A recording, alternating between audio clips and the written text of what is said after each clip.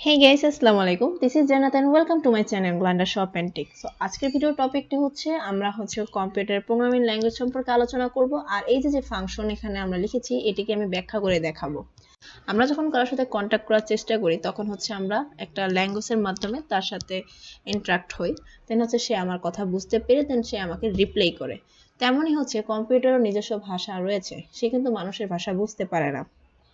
আমরা যদি কম্পিউটারের সাথে ডিরেক্টলি কথা বলতে যাই কখনোই কিন্তু কম্পিউটার আমার ভাষা বুঝবে না। কম্পিউটার যে সিপিইউ সিস্টেমটা সেটা এক ধরনের মেশিন, তাই এর ভাষা বোঝানোর জন্য আমাদেরকে প্রোগ্রামিং ল্যাঙ্গুয়েজ লিখতে হয়। আমরা যে প্রোগ্রামিং ল্যাঙ্গুয়েজ লিখি সেটি কম্পাইলার হয়ে মেশিন ল্যাঙ্গুয়েজে কনভার্ট হয়। এরপরে এটিকে ফাইনালি সিপিইউতে ট্রান্সফার করা হয়। দেন সিপিইউ যখন বুঝতে পারে তখনই সে আমাদেরকে যে কোনো একটি আউটপুট দেয়। কম্পিউটারে আমরা যা জানতে চাই বা যা বলতে চাই তার একটি রিপ্লাই দেয়, অর্থাৎ আমাদেরকে একটি আউটপুট দেয়। কম্পিউটার কিন্তু আমাদের ভাষা বোঝে না, কম্পিউটার বোঝে বাইনারি ডিজিট। তাই কম্পিউটারে যে প্রোগ্রামিং করা হয় সেটি 0 আর 1 কনভার্ট হওয়ার পরে আমাদেরকে আউটপুট দেয়। আমি এসব বলছি যাতে করে আপনাদের কনসেপ্টটা অনেক ক্লিয়ার হয়, যাতে আপনারা বুঝতে পারেন। কম্পিউটার কখনোই ইংলিশ, বাংলা, উর্দু এগুলা কিছুই বোঝে না, তাই আমাদের প্রয়োজন হয় প্রোগ্রামিং ল্যাঙ্গুয়েজ। আমাদের যেমন বিভিন্ন ক্ষেত্রে বিভিন্ন ভাষার প্রয়োজন হয়, লাইক ইংলিশ, জার্মানি, ফ্রান্স এই ধরনের ভাষা যখন আমরা শিখি দেন আমরা এগুলোকে অ্যাপ্লাই করি, অন্য কান্ট্রির মানুষের সাথে আমরা যোগাযোগ করতে পারি। তেমনি কম্পিউটারের সাথে কথা বলার জন্য আমাদের শিখতে হবে প্রোগ্রামিং ল্যাঙ্গুয়েজ। আর এই কোর্সে আমরা প্রোগ্রামিং ল্যাঙ্গুয়েজ একদম শুরু থেকে অ্যাডভান্স পর্যন্ত শিখব। এখন আমরা জানবো যে কোনো সি প্রোগ্রামে কি কি থাকে। সো শুরুতে থাকে প্রি প্রসেসর কমান্ড, দেন থাকে ফাংশন, এরপর থাকে ভেরিয়েবল, এরপর থাকে স্টেটমেন্ট, এরপর থাকে এক্সপ্রেশন, এরপর থাকে কমেন্ট। আমরা যদি এই প্রোগ্রামের দিক তাকাই তাহলে আমরা ফার্স্টে দেখতে পাচ্ছি হ্যাশট্যাগ ইনক্লুড stdio.h। এটি প্রি প্রসেসর কমান্ড, অর্থাৎ এটি প্রসেসিং টাইমে আমাদের কম্পাইলকে ডিল করবে। মানে হ্যাশট্যাগ ইনক্লুড stdio.h এই লাইন সিম্পলি কম্পাইলকে বলে আমাদের studio.h ফাইল লাগবে প্রোগ্রামে, তাই আমাদের ওই ফাইলকে এনে দাও।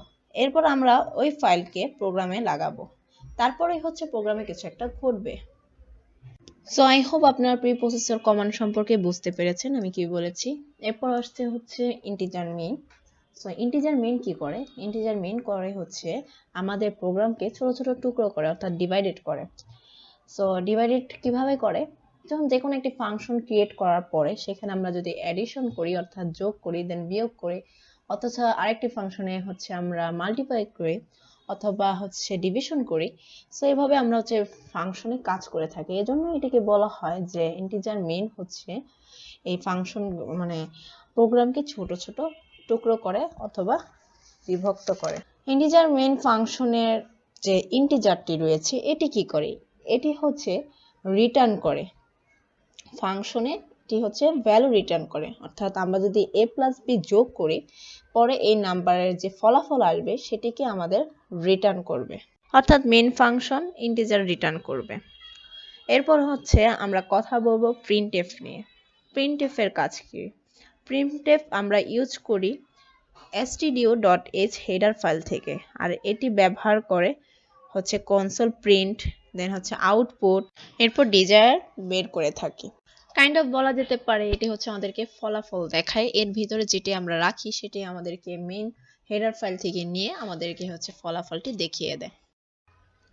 সো লাস্ট আমরা কথা বলবো রিটার্নকে নিয়ে। যে আমরা রিটার্ন যে 0 দেখতে পাচ্ছি সেটিকে নিয়ে। রিটার্ন কি করে? রিটার্ন এটি রিটার্ন করে ইন্টিজারকে অপারেটিং সিস্টেমে। সো আই হোপ আপনারা বুঝতে পেরেছেন। এর আগেও আমি ইন্টিজার নিয়ে কথা বলেছি। আর 0 এখানে 0 দিয়েছে যে সবকিছু ঠিকঠাক যদি থাকে তাহলে রিটার্ন করো 0, অর্থাৎ এই প্রোগ্রামে যদি সবকিছু ঠিক মতো চলে তাহলে আমরা রিটার্ন করে দিব কি 0। সো এখন যদি আমরা এই কোডটিকে রান দিই, সো আমরা এখানে রান দিয়ে দিলাম। সো আমাদের এই যে প্রিন্টএফ এর ভিতরে যে ফলাফলটি আমরা দিয়েছিলাম সেটি কিন্তু আমাদেরকে দেখিয়ে দিয়েছে। সো আজকের ভিডিও এই পর্যন্ত। আই হোপ আপনারা হয়তো আপনাদেরকে আমি বোঝাতে সক্ষম হয়েছি। যদি এই বিষয়ে কোনো আপনাদের জানার কোনো প্রসঙ্গ থাকে তাহলে অবশ্যই কমেন্ট বক্সে আমাকে কমেন্ট করে জানাবেন। আর আমার ভিডিওটি যদি আপনাদের ভালো লেগে থাকে তাহলে অবশ্যই আমার চ্যানেলকে সাবস্ক্রাইব করতে ভুলবেন না। নেক্সট ভিডিওর জন্য ওয়েট করবেন। ধন্যবাদ সবাইকে।